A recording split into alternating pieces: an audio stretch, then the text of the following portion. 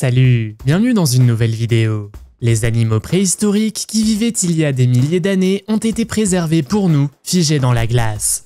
Ces découvertes extraordinaires jettent un aperçu fascinant d'une époque révolue. Certains de ces restes gelés révèlent non seulement comment ces animaux sont apparus, mais fournissent également des indices sur la façon dont ils se sont retrouvés là. Avez-vous déjà entendu parler du Ningen? Cette créature vivrait dans les eaux glacées de l'Antarctique. Selon les rumeurs, ils ressemblent à des humains, mais ils sont tout blancs et ont des pattes arrière. L'origine du Ningen vient du Japon, car le premier rapport sur cette créature provient de navires de pêche et de recherche japonais.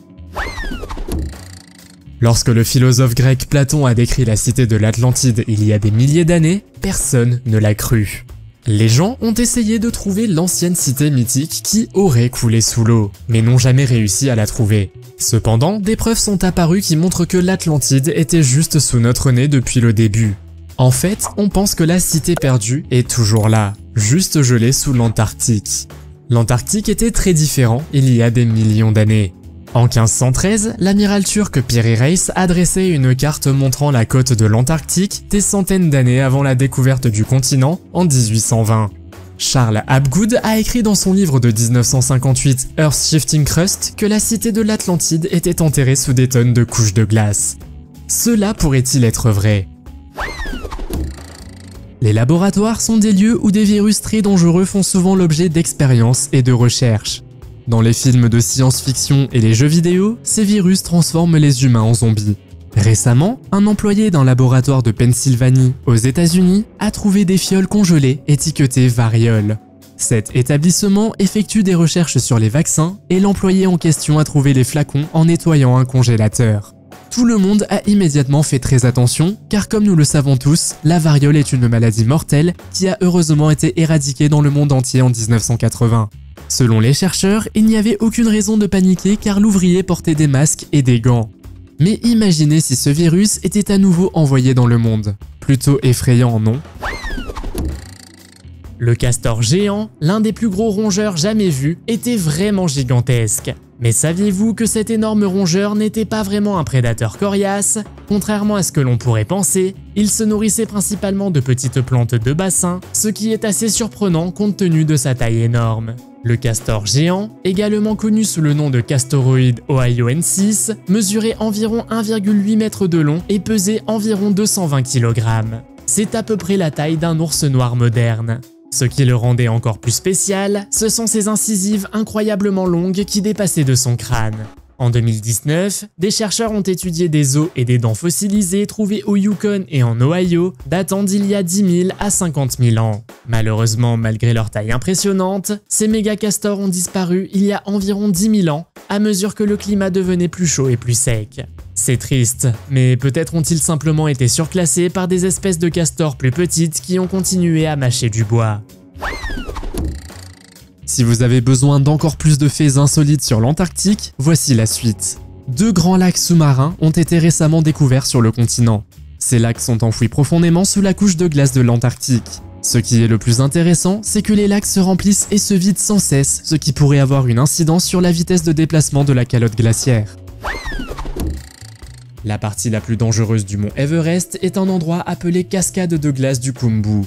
Cette partie se situe entre la base de l'Everest et le camp 1, à une altitude comprise entre 5270 et 5943 mètres. La cascade de glace du Khumbu a une largeur totale de 800 mètres. Vous vous souvenez de l'alpiniste George Mallory dont nous avons parlé précédemment? Pour le citer, il a décrit cette section comme étant terriblement raide. Malheureusement, un nombre considérable de personnes y perdent la vie en tombant dans les crevasses. Il y a également de fréquentes avalanches ou des sections qui s'effondrent soudainement. La cascade de glace du Khumbu est située à la tête du glacier du Khumbu, où la glace fondante glisse constamment sur elle.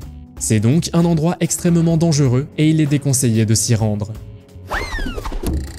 Le volcan Lulailako en Argentine est le plus haut volcan actif du monde et à son sommet, à environ 6700 mètres, 3 momies Incas ont été découvertes en mars 1999. Les Incas étaient un peuple amérindien qui a vécu entre 1400 et 1533. La momie Inca la plus fascinante des 3 qui ont été trouvées est celle d'une adolescente nommée la Donkela, et on estime qu'elle pourrait avoir près de 500 ans. En raison des conditions climatiques glaciales de la région, les momies Incas sont très bien conservées. Selon les experts de la culture inca, elles ont probablement été sacrifiées lors d'un rituel. Les experts ont également pu déterminer, grâce aux cheveux de la jeune fille, par ailleurs bien conservés, ce qu'elle a mangé et bu au cours des 2 dernières années de sa vie. En 2023, des scientifiques découvrent un ver qui dormait dans le pergélisol sibérien depuis 46 000 ans et qui est ensuite revenu à la vie. Si vous trouvez que cela ressemble à un film de science-fiction, eh bien vous n'êtes pas seul. Cependant, cette minuscule créature, appartenant à une espèce de nématode jusqu'alors inconnue, a étonnamment défié les limites de sa courte durée de vie. On pense que le ver est entré dans un état de dormance appelé cryptobiose, ce qui signifie qu'il a arrêté de manger et a complètement arrêté son activité métabolique afin de survivre. Ce nématode particulier a été trouvé à environ 40 mètres de profondeur dans le pergélisol à l'intérieur d'un terrier dans le sol arctique. Le plus étonnant, c'est que lorsque le ver s'est réveillé, il a immédiatement commencé à se reproduire. Les nématodes ont toujours fasciné les scientifiques en raison de leur incroyable capacité à survivre à de longues périodes de sommeil glacial dans des conditions extrêmement froides. Certains nématodes peuvent même supporter des états desséchés, comme dans le désert le plus sec de la planète, le désert d'Atacama au Chili. L'un d'eux a même été ressuscité après près de 4 décennies dans un état desséché.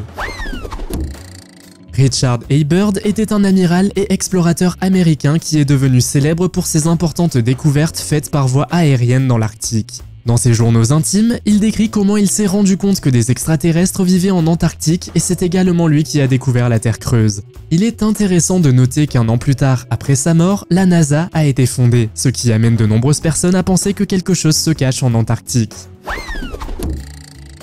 En 2020, au cœur du permafrost, on a découvert un ancien chiot à l'histoire incroyable. Ce chiot, préservé depuis la dernière période glaciaire, a eu un dernier repas inattendu, un morceau de l'un des derniers rhinocéros laineux survivants sur Terre. Les scientifiques ont procédé à une autopsie du chien momifié et ont été étonnés de découvrir un morceau de peau non digéré avec une fourrure jaune dans son estomac. Les rhinocéros laineux ont disparu depuis environ 14 000 ans, ce qui correspond exactement à la date estimée de la disparition du chiot. Reste à savoir si le chiot appartenait à un humain ou à des loups sauvages. S'il s'agissait d'un animal de compagnie, nous pouvons imaginer qu'il vivait aux côtés des peuples anciens. Un pauvre renard polaire a été repéré sur un iceberg détaché à quelques mètres de la surface. Heureusement, des personnes sur un bateau de pêche au crabe ont remarqué le renard et ont décidé de l'aider. Ils se sont rapprochés de l'iceberg et ont placé le renard dans un endroit sûr dans le bateau. Bien sûr, il n'était pas facile d'attraper le renard rapide, mais les gens savaient qu'ils étaient la seule chance de sauver le renard. Nous connaissons tous le film L'Âge de glace, n'est-ce pas? On y voit des mammouths, des tigres à dents de sabre, des paresseux et bien d'autres animaux. Mais qu'en est-il du loup dans l'âge de glace? Il y a quelque temps, un véritable petit loup de l'âge de glace a été découvert au Canada. Les chercheurs ont découvert que ce louveteau était coincé dans le permafrost du nord du Canada depuis environ 57 000 ans. Son nom est Zour, ce qui signifie loup dans la langue Han. Cette momie de loup a en fait été très utile pour dresser le tableau complet des animaux canins qui vivaient pendant la période glaciaire.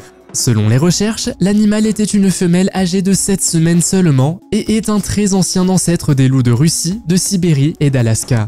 En outre, cette ancienne espèce de loup aurait probablement été un ancêtre de nos loups modernes également. Le Ningen est sans aucun doute l'une des créatures les plus effrayantes et les plus mystérieuses trouvées en Antarctique. Bien que ce soit ce qu'on prétend. On ne sait pas si cette créature terrifiante existe réellement. Mais beaucoup de gens pensent qu'elle vit quelque part en Antarctique. On dit qu'elle est capable de respirer sous l'eau et qu'elle a une queue de sirène ainsi que des jambes qui lui permettent de marcher sur la terre ferme. Des navires de recherche japonais ont été les premiers à rapporter des observations de cette mystérieuse créature. Un navire de recherche aurait même documenté l'observation avec des photos et des vidéos.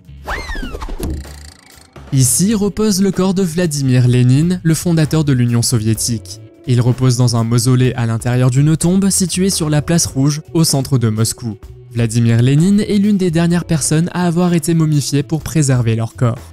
Bien que l'embaumement soit utilisé depuis des milliers d'années pour préserver le corps pendant une longue période, l'histoire de Lénine est un peu différente. Au départ, en 1924, il a été temporairement embaumé pour que les gens puissent lui rendre hommage. Il devait ensuite être enterré sur la place Rouge de Moscou, mais cela ne s'est finalement pas produit. La suite, c'est l'expérience, toujours en cours, de préservation du corps du fondateur de l'Union soviétique. L'objectif est de préserver la forme physique de Lénine comme son poids, sa couleur, sa forme et sa souplesse. Biologiquement, le corps diminue de jour en jour, mais les personnes intéressées par ce sujet peuvent lui rendre visite au mausolée. L'entrée est gratuite.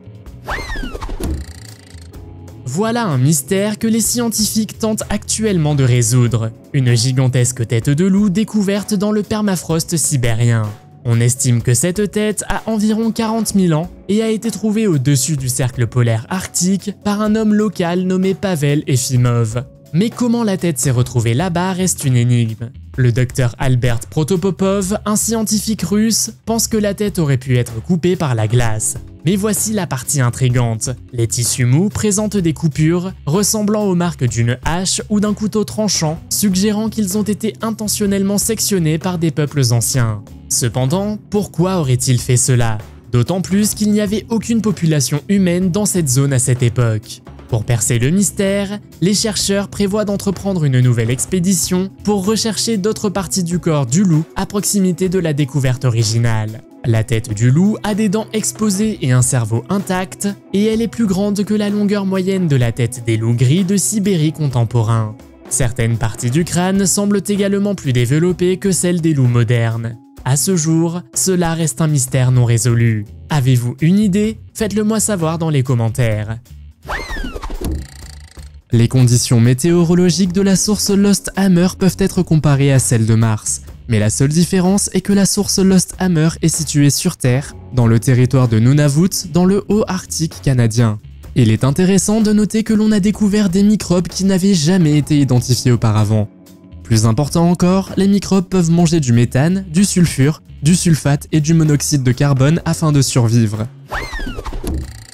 Malheureusement, le mont Everest est connu pour le grand nombre d'alpinistes qui n'ont jamais atteint le sommet et qui sont portés disparus. Après tout, il est difficile de trouver des secours dans ces hautes régions du monde. Ainsi, à ce jour, personne n'a expliqué ce qu'il est advenu de la mystérieuse expédition russe de 1952. Avant que Sir Edmund Hillary n'atteigne le sommet de la montagne, de nombreuses personnes pensent que la Russie a envoyé sa propre équipe, dirigée par le docteur Pavel Dachnolian. L'expédition russe de 1952 aurait consisté en une équipe qui s'est rendue au Tibet pour commencer son ascension.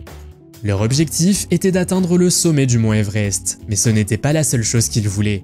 L'expédition russe voulait placer des statues de Lénine et de Staline au sommet de la montagne. Aujourd'hui encore, le mystère demeure quant à l'existence de ces statues, car l'URSS a nié leur existence. Les scientifiques ont déterré des fossiles de mammouths d'innombrables fois au fil des ans. Mais cette découverte sur les îles Yakovsky, dans l'océan Arctique, constitue une avancée majeure car c'est la première fois que l'on trouve un mammouth laineux dans lequel le sang coulerait encore. Le scientifique russe Semyon Grigoriev, qui a fait cette découverte, a été très surpris de constater que le mammouth avait encore du sang et des tissus musculaires. Cette découverte est donc très importante et permet d'étudier davantage l'animal. Les restes du mammouth sont également destinés à être utilisés pour le clonage. Les scientifiques pensent pouvoir reproduire un mammouth vivant à partir de l'ADN présent dans son sang et ses tissus musculaires. En outre, le bas du corps, la mâchoire inférieure et la langue ont été très bien conservés. Cela pourrait expliquer pourquoi le sang était également bien conservé. Que penseriez-vous s'il ramenait le mammouth laineux? Faites-le moi savoir dans les commentaires. Des chercheurs ont récemment découvert une carcasse presque parfaitement conservée d'une alouette os-col femelle. Cet oiseau était caché sous terre dans une grotte glacée du nord-est de la Sibérie. Cette carcasse nous donne un aperçu des anciens écosystèmes qui existaient autrefois dans la région. L'histoire commence avec des chasseurs d'ivoire fossiles qui ont obtenu l'autorisation de creuser des tunnels près du village de Belaya Gora. Ils sont tombés sur cet oiseau qui semblait encore assez bien conservé, mais lorsqu'ils ont utilisé la datation au radiocarbone, ils ont découvert que cet oiseau avait plus de 45 000 ans. L'analyse génétique a confirmé qu'il s'agissait d'une alouette os-col, une espèce qui existe encore aujourd'hui sous la forme de 2 sous-espèces dans l'hémisphère nord. Cependant, ce spécimen sibérien pourrait potentiellement être un ancêtre direct des espèces d'oiseaux modernes. Imaginez à quel point il a pu jouer un rôle crucial dans l'évolution de l'espèce au fil du temps.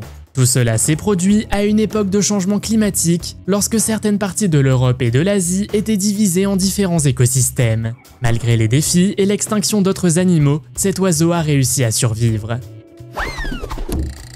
Nous savons maintenant qu'il se passe beaucoup de choses étranges en Antarctique. Mais cette prochaine découverte est très bizarre et a été découverte en 2014 après que des chercheurs aient déterré 3 crânes anciens. Si vous comparez un crâne humain normal à celui trouvé par les archéologues, vous verrez qu'ils sont complètement différents. Une théorie suggère que les 3 crânes appartiennent à des extraterrestres. Mais une autre explication est que certaines civilisations anciennes faisaient diverses manipulations bizarres pour allonger leur crâne. Glacier Girl est le surnom d'un avion de chasse de la Seconde Guerre mondiale. Vous serez peut-être surpris, mais cet avion est resté sous la glace du Groenland pendant plus de 50 ans. La situation s'est produite en 1942 après que l'avion a dû effectuer un atterrissage d'urgence sur la calotte glaciaire en raison de mauvaises conditions météorologiques. Heureusement, les membres de l'équipage ont survécu, mais l'avion ainsi que 5 autres chasseurs ont été ensevelis sous une énorme couche de neige. Au cours des décennies suivantes, 82 mètres de glace se sont accumulés sur l'avion. Lorsque l'avion de chasse a finalement été ramené à la surface 50 ans plus tard, il a été surnommé Glacier Girl. Cependant, on ne sait pas exactement pourquoi on lui a donné ce nom. Le savez-vous? Faites-le moi savoir dans les commentaires. Les plus anciennes pyramides du monde ne sont peut-être pas celles que vous connaissez. Dans l'une des révélations les plus choquantes sur le continent gelé, une structure ressemblant à une pyramide a été découverte sur des images satellites près de la chaîne de montagnes Shackleton. La pyramide a les mêmes 4 côtés que la grande pyramide de Gizeh. La découverte de cette pyramide géante de l'Antarctique a donné lieu à un grand nombre de théories. Certains disent qu'elle a été laissée par d'anciens extraterrestres, ou même par des civilisations humaines très avancées. Si les scientifiques peuvent prouver qu'il s'agit d'une structure artificielle, cela signifierait qu'il s'agit de la plus ancienne pyramide de l'histoire. Malheureusement, cela n'a jamais été prouvé et nous ne connaîtrons probablement jamais la véritable histoire de cette pyramide. En 2008, des gens cherchaient de l'or à Hunker Creek, non loin de la frontière avec l'Alaska, lorsqu'ils ont soudainement fait une découverte remarquable. Ils ont trouvé des os datant d'il y a 75 000 à 125 000 ans de la période glaciaire. Parmi ces os impressionnants, ils ont trouvé des fémurs appartenant à une espèce de chameau disparu. Mais voici la partie intéressante. L'analyse génétique a révélé que ces anciens chameaux, qui ont évolué il y a environ 10 millions d'années, étaient différents des chameaux modernes que nous connaissons aujourd'hui. Les ancêtres de nos chameaux contemporains ont traversé le pont terrestre de la Béringie, qui reliait autrefois l'Asie et l'Amérique du Nord. Cependant, ces chameaux de la période glaciaire de la région arctique se sont lancés dans un voyage passionnant vers le nord pendant une période plus chaude, il y a environ 100 000 ans. Malheureusement, ils ont disparu il y a environ 10 000 ans. Mais voici un fait intéressant. Alors que la plupart des chameaux ont migré vers le sud, jusqu'au Honduras, quelques chameaux aventureux se sont dirigés vers le nord, vers l'Alaska et le Yukon. En 1999, sur le stratovolcan Lula-Iliaco, haut de 6752 mètres, les corps de 3 momies ont été retrouvés, leurs organes internes encore intacts. Le stratovolcan est le 2e plus haut du monde et se trouve près de la frontière du Chili. Cette découverte était incroyable car il y avait encore du sang dans leurs poumons et leur cœur et leur visage était presque entièrement intact. Même la robe d'une des filles était encore intacte. Les chercheurs ont pu découvrir qu'ils ont été sacrifiés lors d'un rituel dans les Andes il y a plus de 500 ans. On pense que cela a été fait par les Incas, un peuple amérindien qui habitait la région à l'époque. Puis, les 3 ont été laissés au sommet d'une montagne glacée, et cette température glaciale les a préservés naturellement. La fille la plus célèbre des 3 était la Doncella, également connue sous le nom de la jeune fille. La raison pour laquelle elle était la plus populaire est qu'elle est considérée comme l'une des momies les mieux conservées au monde. Les ours polaires sont considérés comme les animaux les plus dangereux de l'Arctique. Peanut, cependant, est un ours polaire qui revient sans cesse rendre visite à une femme nommée Karine Genest. Elle a sauvé l'ours polaire après qu'il ait été abandonné par sa mère alors qu'il n'était encore qu'un petit ourson. Au fil du temps, l'ours polaire est devenu ami avec Karine. Une vidéo montre comment l'adorable Peanut poursuit un drone. Lorsque les scientifiques ont atteint le fond de l'océan, ou plutôt la partie la plus profonde enregistrée, le Challenger Deep, ils y ont trouvé du plastique. Et lorsque le sommet du mont Everest a été atteint, des microplastiques y ont également été trouvés. Ceux-ci se composent de polyester, d'acrylique, de nylon et de polypropylène, tous utilisés dans les équipements de plein air. Ces microplastiques ont été trouvés à une altitude de 8442 mètres. C'est le point le plus élevé où l'on n'ait jamais trouvé des microplastiques. Mais comment les microplastiques ont-ils pu être trouvés à cette altitude? On pense qu'ils ont été emportés par le vent, et probablement par les alpinistes qui gravissent la montagne chaque année. Des chercheurs néo-zélandais restauraient une vieille cabane en Antarctique lorsqu'ils ont soudainement découvert des photographies très rares. Ces photographies représentent des explorateurs d'il y a environ 100 ans. Au total, ils ont trouvé 22 photos qu'ils pensent avoir été laissées par le Ross Sea Party, une expédition dirigée par Ernest Shackleton en 1917. Les photos ont peut-être été oubliées lorsque le groupe a été secouru. Cette découverte est considérée comme très rare et il est également extraordinaire de constater que les photos sont restées en bon état au fil des ans. Malheureusement, il n'existait pratiquement aucune photo de cette expédition, aussi la découverte de ces photos revêt-elle une importance historique. Elles comprennent des photos d'une île volcanique de l'Antarctique appelée Ross et d'une petite île appelée Big Razorback. En 1979, dans la nature sauvage de l'Alaska, des chercheurs d'or vaquaient à leurs activités minières lorsqu'ils sont soudainement tombés sur une découverte étonnante. En dégelant de la boue gelée avec un tuyau hydraulique d'extraction, un bison vieux de 36 000 ans a émergé. Cette découverte d'un véritable bison de la période glaciaire, nommé bison priscus, a été identifiée par le paléontologue Dale Guthrie. Cependant, il y avait un problème majeur. La bête était coincée dans le sol gelé et d'énormes crêtes de glace bloquaient l'excavation. Même pendant les étés chauds, les bisons restaient gelés dans le sol. Guthrie craignait que s'il ne déterrait pas la créature rapidement, elle se décomposerait une fois décongelée. Alors après l'avoir retirée, ils ont décidé de la congeler immédiatement. Les fouilles se sont poursuivies jusqu'à ce que le corps entier du bison soit libéré de la berge boueuse. Mais cela ne s'est pas arrêté là. Le lavage a révélé des fragments d'os, des cheveux, des insectes, du bois et des restes de plantes. Mais le plus frappant était la couleur bleue du bison. Cette teinte bleue était causée par une couche minérale appelée vivianite, formée à partir du phosphore présent dans les tissus animaux, réagissant avec le fer du sol. Lorsque la vivianite entre en contact avec l'air, elle prend une belle couleur bleue, et c'est ainsi que ce bison de l'ère glaciaire a gagné le surnom de Blue Babe. William Morris est sans doute le géomorphologue le plus célèbre et le plus influent qui a écrit de nombreuses choses intéressantes sur l'Antarctique. Son ouvrage le plus important est The Navigator Who Crossed the Ice Walls Worlds Beyond the Antarctic. Dans cette histoire, il décrit un chercheur qui a décidé d'explorer les eaux autour du cercle antarctique et qui est allé au-delà des murs de glace et a rencontré une autre civilisation. La Sibérie est loin d'être explorée à 100%, principalement en raison des températures extrêmement basses qui y règnent. C'est donc exactement ce qui rend cet endroit si intact et unique. Il a récemment été annoncé que des chercheurs ayant découvert un tumulus gelé qui contiendrait les restes d'un prince scythe. Il contient également de nombreux trésors qui ont été enterrés avec lui. On sait également que le monument a environ 3000 ans. Les chercheurs n'ont pas encore osé y toucher, car ils doivent faire très attention à ne pas ruiner la tombe.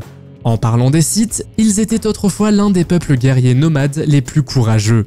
Ils ont vécu de 900 avant Jésus-Christ à 200 avant Jésus-Christ environ et vivaient dispersés dans toute la Sibérie. Ils ont laissé d'immenses cimetières car lorsque les riches princes mouraient, ils les enterraient aussi avec tous les trésors qu'ils possédaient.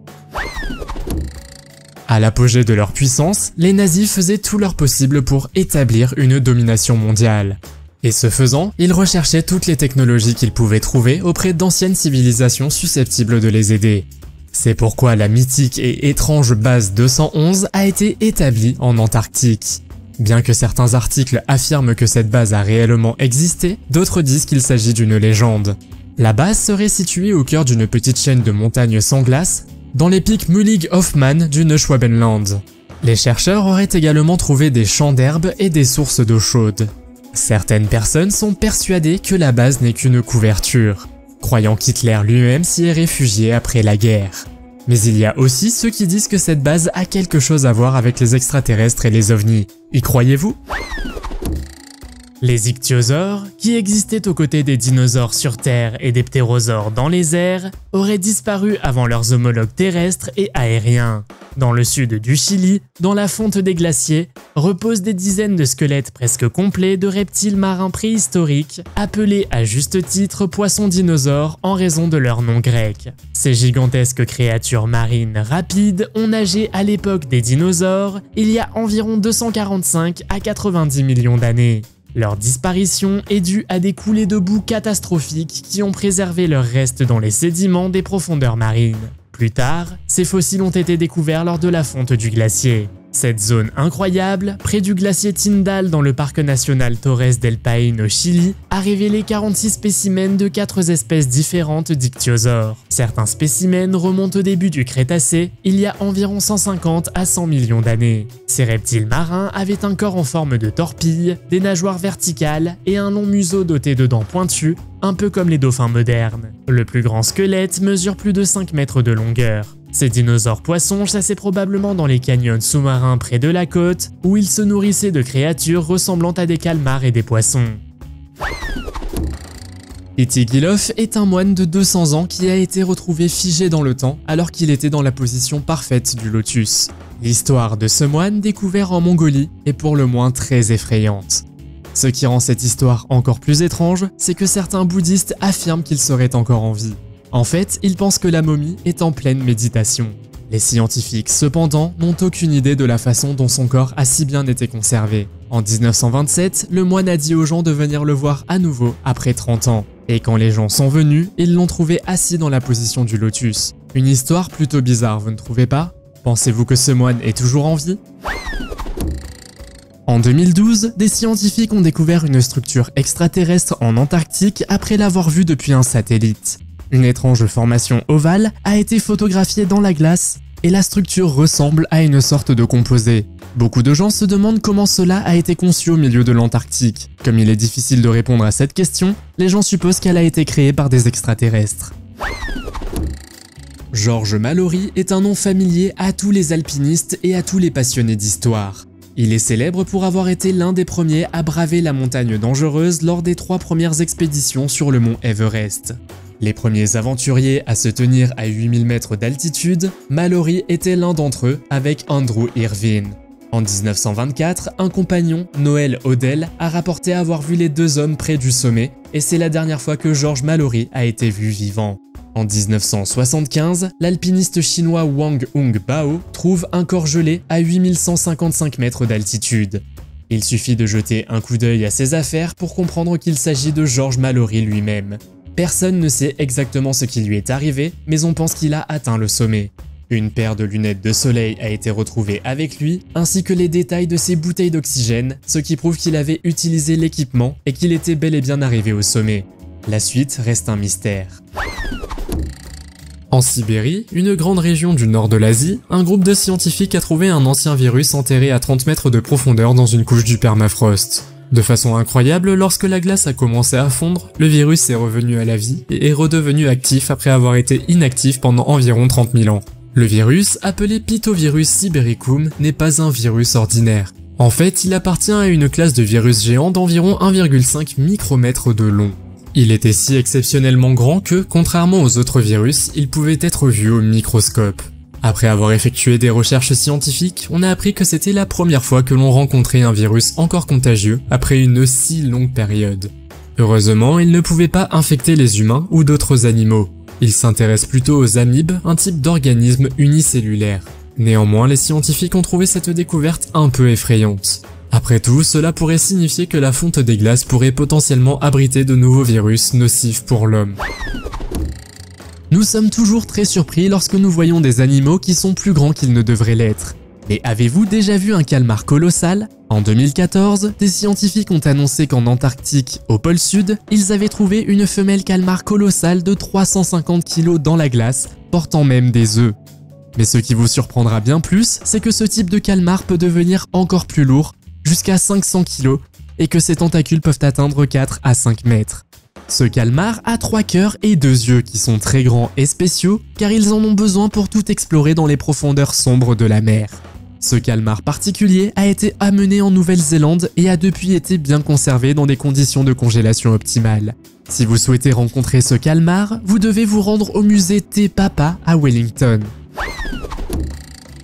Il y a très longtemps, avant que les humains n'entrent en scène, d'anciens animaux ont fait d'incroyables voyages jusqu'au Yukon, où ils ont transformé la Terre en un paradis pour créatures géantes. Des chameaux géants, des paresseux, des lions, des hyènes et bien d'autres encore parcouraient ce pays des merveilles de la mégafaune. Lorsque ces animaux sont finalement morts, leurs corps se sont probablement décomposés et ne font plus qu'un avec le sol gelé. Les scientifiques ont même découvert les traces d'une ancienne hyène qui aurait atteint l'Amérique du Nord via la Béringie, un ancien port terrestre de l'ère glaciaire entre la Russie et l'Alaska.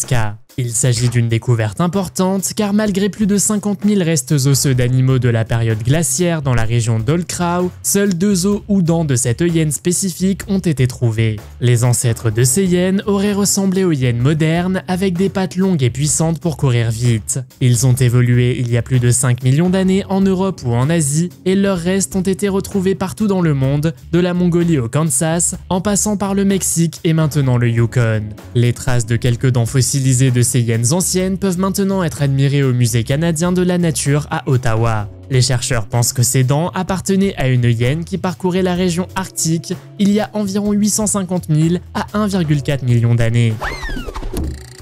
L'Antarctique est un endroit très éloigné du reste du monde. Mais selon des chercheurs, un réseau complexe de tunnels aurait été creusé dans la glace. La station Amundsen Scott, au pôle sud, a été créée en 1956 pour abriter des centaines de chercheurs ainsi que des employés. Lorsqu'ils ont découvert ce réseau de tunnels, le personnel a fait de son mieux pour l'explorer. Mais avec moins 51 degrés Celsius, ce n'était pas une tâche facile. C'est du moins ce qu'on raconte. En fait, il y a très peu d'informations disponibles à ce sujet, et certains pensent que ces tunnels n'ont pas été faits par des humains, mais que cela a un rapport avec les ovnis et les extraterrestres. Qu'en pensez-vous? Eva Wirsnirska s'entraînait pour les championnats du monde de parapente lorsqu'un violent orage s'est abattu. Dans l'heure qui a suivi, elle a survécu à la foudre, au manque d'oxygène, à des températures extrêmement basses et à des tempêtes de grêle. Vous vous demandez sans doute comment un être humain peut survivre à tout cela. Eva dit qu'elle le doit à sa réaction extrêmement rapide. La tempête l'avait aspirée à une altitude supérieure à celle du mont Everest. Elle était couverte de glace et à la hauteur de vol d'un jumbo jet, soit 9947 mètres d'altitude, Eva a fini par perdre connaissance. C'est ce qui a finalement pu la sauver, car en perdant connaissance, elle a ralenti son cœur et toutes les fonctions de son corps. Lorsqu'elle s'est réveillée, c'était 1 heure plus tard, et elle flottait dans les airs grâce à son parapente. Selon les scientifiques, les chances de survie d'Eva peuvent être comparées à celles de gagner 10 loteries. Vous voulez voir un vrai monstre qui se cache sous la glace depuis des siècles? Rencontrez le monstre Monstrilopsis planifron. Cette bête a été découverte par un étudiant de l'université du Manitoba. Bien que l'étudiant ne l'ait pas cherché intentionnellement, il a accidentellement découvert cette nouvelle créature. Le monstre a 8 pattes en forme de brosse avec lesquelles il pagaie son corps presque transparent dans l'eau.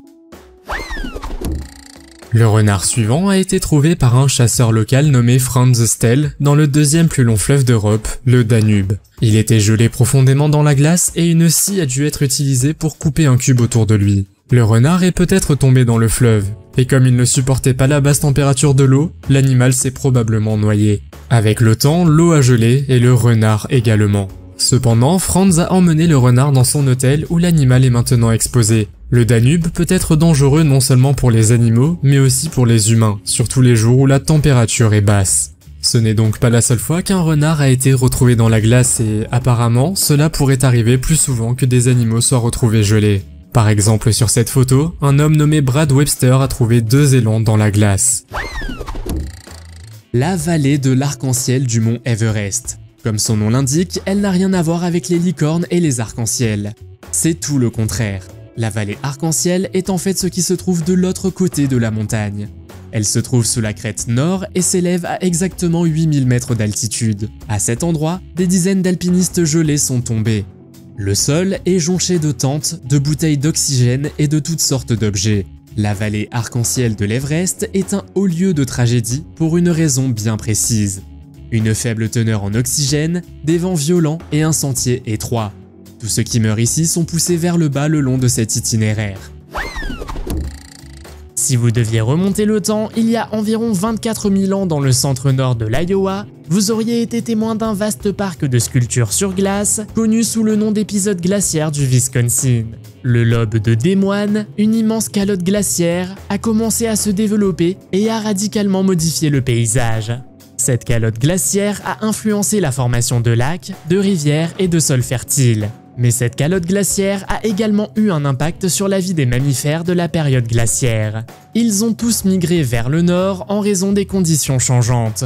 Et dans ce paysage, nous avons rencontré l'une des créatures les plus remarquables, le paresseux terrestre géant, scientifiquement connu sous le nom de Megalonyx jeffersoni. Ces paresseux étaient d'une taille impressionnante, mesurant près de 3 mètres de long et pesant entre 2 et 3 tonnes, ce qui est comparable à un petit éléphant. Mais contrairement aux paresseux d'aujourd'hui, ils utilisaient leurs énormes griffes à diverses fins, notamment pour se nourrir. Ce qui rend cette histoire encore plus cool, c'est que Thomas Jefferson lui-même a découvert les os de ce paresseux en 1799 et a donné à l'animal le nom de Grande Griffe. Quel animal préhistorique aimeriez-vous voir ressusciter? Faites-le moi savoir dans les commentaires. Si vous avez aimé cette vidéo, mettez un pouce en l'air.